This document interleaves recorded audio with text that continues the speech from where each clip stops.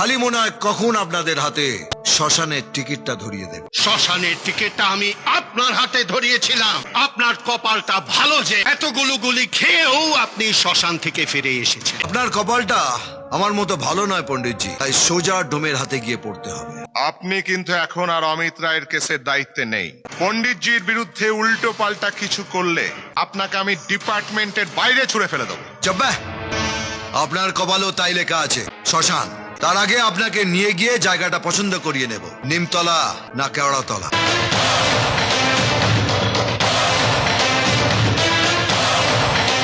আমার পাঁচালিটা তো জানেন, নার্সারিতে শুরু, হাফ প্যান্টে গুরু আর ফুল প্যান্টে মহাগুরু।